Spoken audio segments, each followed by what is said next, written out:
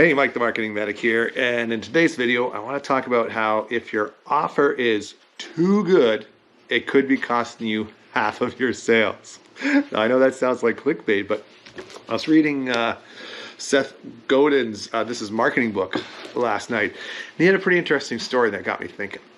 And so here's the story he had. He was working with a nonprofit agency that was going to India, and they were providing the residents of India with eyeglasses, with reading glasses. They were able to produce the glasses for $2. They sold them for $3. And so they were in a market, and they were in the perfect place. Their audience was bang on. There was a bunch of like 40 and 50-year-old people walking around, and like if you're in your 50s like me, you know that you can't see as well, right? So it just happens with age. So there's people there that definitely had eye problems. None of them had glasses on them, like on their face or on their head or around their neck or whatever. So they needed glasses. They didn't have glasses. And because of the clothes that they were wearing in India, you could sort of see through their pockets. And he could tell that most of them were carrying some rupees with them. And so what the process was, they'd bring them over to the table, and they would, they didn't have, the optometrist, machine where they figured out the prescription. They just had a bunch of, I guess, probably reading glasses, right? And they just kept trying different reading glasses on.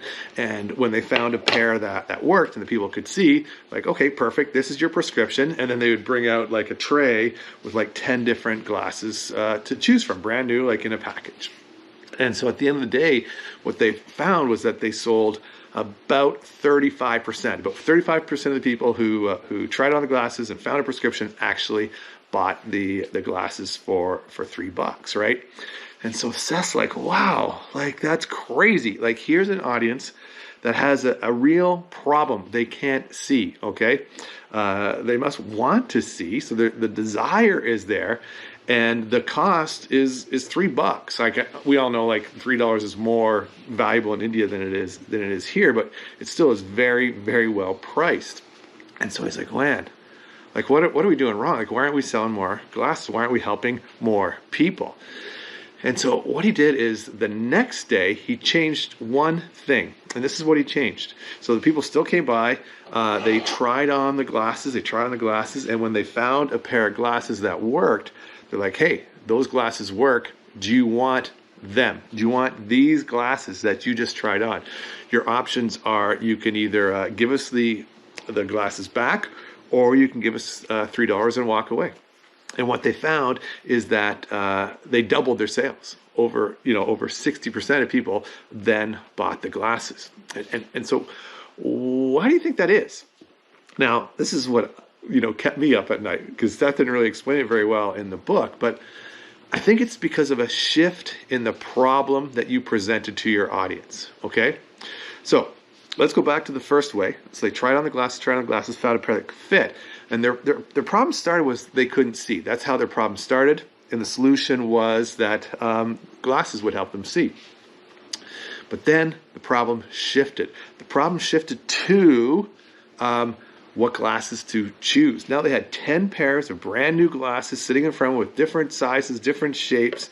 Like, oh man, I don't know what glasses I want.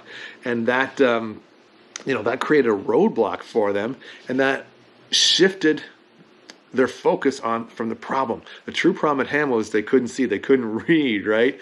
And that shifted the problem from not being able to see to not being able to choose a pair of glasses. So when he did it the other way, when he got the sample pair, put the sample pair on, I was like, oh, those work? Okay, now you've got a choice. You've got a choice between being able to see moving forward or not being able to see moving forward. Which would you choose? Which do you choose? It's only $3 difference to implement that solution.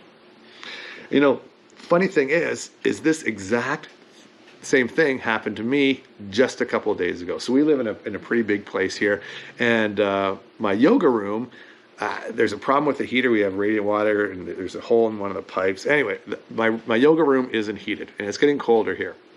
And so that's fine. I can wear, longer pants and longer sleeves, but you have to do yoga in bare feet. And so I wanted to wear socks, and I found that doing yoga on the yoga mat, I was slipping a bit. So I'm like, oh, I wonder if they have yoga socks. that would be awesome. Then I could wear socks, have warm feet, and still do yoga, right? So I went to Amazon, and this is a true story. Like 2 days ago, I went to Amazon to buy yoga socks so I wouldn't be slipping when I did yoga in the morning. And same thing happened to those people in India where they had 10 glasses to choose from. I went to the Amazon site, and you can do this yourself. You'll see like there's so many different choices for yoga socks. There's some with like small little rubber dots and some with lines, and the reviews are all different. And sometimes you can buy a pack of 4, sometimes a pack of 6. And oh man, it was overwhelming. I'm like, I can't choose. I can't choose which socks to buy. And so what I did is I told my wife, I'm like, hey, if you want to buy me a Christmas present, I need yoga socks. Because this wasn't a problem that my mind could deal with at the time. And so from now until Christmas, I'm going to be exercising. I'm going to be doing my yoga in my yoga room with cold feet, because my problem shifted from slipping on the mat to being able to choose a pair of socks to buy from Amazon. So anyway, I want you to give that some thought with your offer. Like, I'm not saying like you want a good offer. Like, your offer is the most important thing, but just make sure that your offer isn't taking the focus off of the problem. Make sure your offer isn't creating new problems for your audience, so that they're no longer focused on the solution that you can provide and the problem that they have.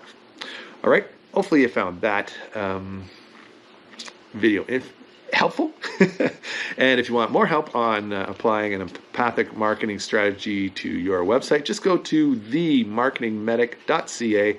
There's a bunch of free tools there that'll help you work on your campaigns and make more sales and have audiences that feel understood.